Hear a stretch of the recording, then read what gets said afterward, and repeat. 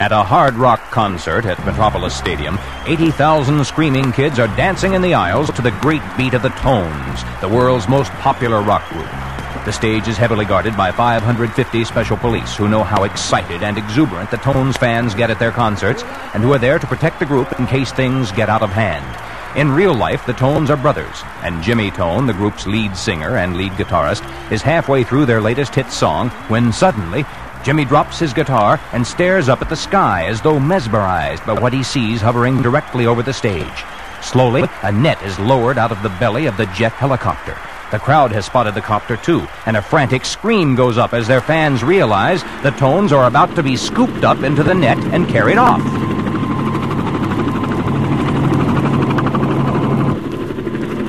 I don't believe this. Let's get out of here. But it's too late. In seconds, the net drops over the stage, picks up all 5 Tones, and the helicopter flies off. Within 5 minutes of the spectacular kidnap stunt, the phone rings in Clark Kent's apartment. Kent happens to be a great fan of the Tones, and faint strains of their hit song can be heard in the background. Hello? Clark, it's Lois. Get to Metropolis Stadium as soon as you can. The Tones have just been kidnapped, right in front of 80,000 people. No one knows what's happening or who's done it. I'll meet you on the stage. The Tones? Kidnapped? I'll be there in 30 minutes or less. No leads. Well, I have 30 minutes or less to meet Lois, so I think I'll hop over to Metropolis Stadium now as Superman. And on stage at Metropolis Stadium, confusion. Police and stagehands are fighting to keep the Tones' frantic fans off the stage. Superman approaches Police Chief Edwards, who tells him what's happened and introduces him to the promoter of the show, Bill Freeman. Unbelievable, Superman. The greatest rock group in the world. I had to refund 80,000 tickets. I don't believe it. Lois Lane appears on the stage. Superman, this is incredible. A kidnapping in broad daylight in front of 80,000 people. Lois, this can only be the work of Dr. B. He's obsessed with the idea of building a supercomputer which will enable him to take over the world. I'm sure you're right, Superman. B's always had a great sense of the dramatic. Oh, where is Clark? He's missing the whole story. The last time I saw B, stranded on an island in the middle of the Dead Sea. Their half-completed computer and all means of transportation to the mainland, all smashed beyond repair. Okay, Lois, I'm off to check on B's recent whereabouts and his activities. I'll talk to you later. Almost immediately after Superman's departure, Clark Kent appears on the scene. What happened? What's going on? We'd better get right back to the Galaxy building. I'll fill you in on the way. Meanwhile, in the tower apartment of Dr. B, high above Metropolis, the Tones have been fed tranquilizers and are piled in a heap on the living room floor, out cold. Dr. B's assistant associate, Domino, is muttering to himself. Ugly-looking bunch, if I must say so myself. One by one, the Tones begin to wake up, moaning and groaning. My head. Oh, where are we? What a party. Must have been great. All at once, the boys realize what's happened as they note their strange surroundings, and simultaneously... Hey, what's the meaning of this? Control yourself, Tones. Shortly you'll meet Dr. B. He'll tell you what's happened, and what's going to happen. In the meantime, you'll do as I say. Understand? Just then, Dr. B enters the room. I see our guests have awakened, Domino. Yes, you are my guest, Tones, in my tower apartment, hidden away from the eyes of the world, and most particularly from the X-ray eyes of Superman. You see, the walls of my apartment are lined with lead. We're in an impenetrable fortress high above Metropolis. And by the time Superman is able to locate us, I will already have succeeded in manufacturing artificial kryptonite through the means of the giant computer, which I will be able to build immediately upon receipt of the proceeds which I receive as your ransom money. What? I can assure you you'll be held in captivity until I receive $1 each from 10 million of your fans for your release.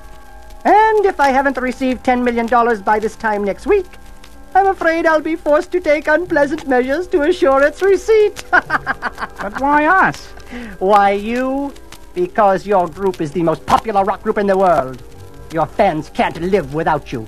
And I need a lot of money. Fast. What giant computer? The giant computer which will be the basis for the super city I'll put in orbit over Metropolis and the planet Earth. The computer which will make me king bee of a world hive. Everyone in the world will work for me and for my pleasures. My computer will make me more powerful than Superman has been or ever would have been if I were to allow him to survive. I think you're crazy, Dr. B. There are snickers from the Tones. Superman will never let you get away with this, you know. I'm afraid Superman will have no choice in the matter. Last time we three met, Superman flew off thinking he had left us powerless and stranded on an island in the Dead Sea.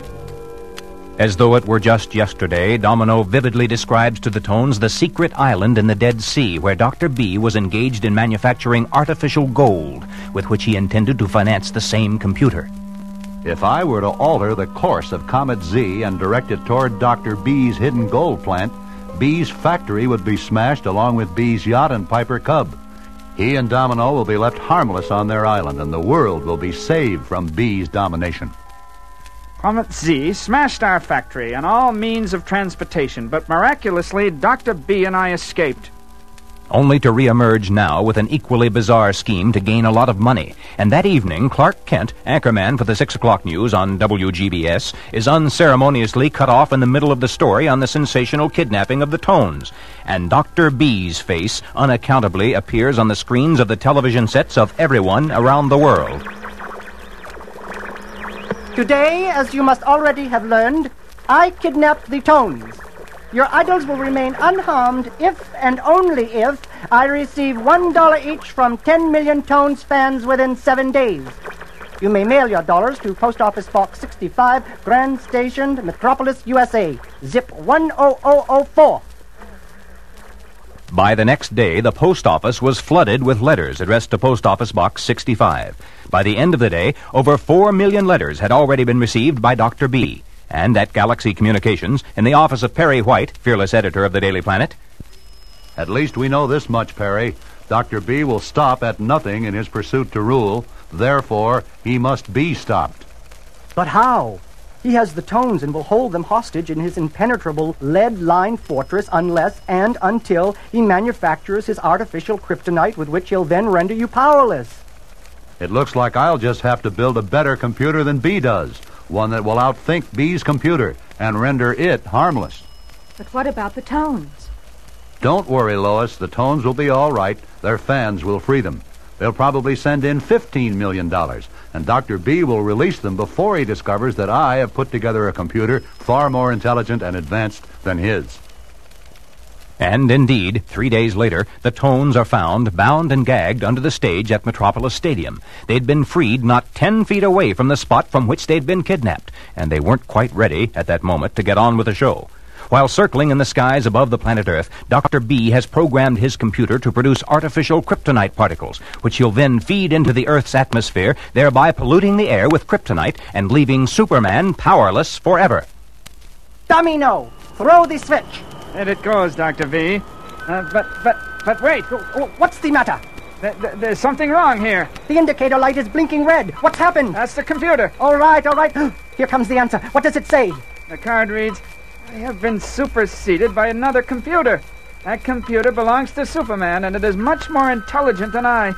I can do nothing to harm Superman because his computer will blow my fuses if I ever make such an attempt. I don't believe it. Domino, throw the switch one more time. As Domino throws the switch against the warning of the helpless computer, the fuses within the giant machine are blown with such force that B's circling city-to-be is thrown completely off its orbit and out into space, ostensibly free-falling for eternity, as Dr. B screams, You think you're rid of me, Superman, but I'll be back, and next time I'll win.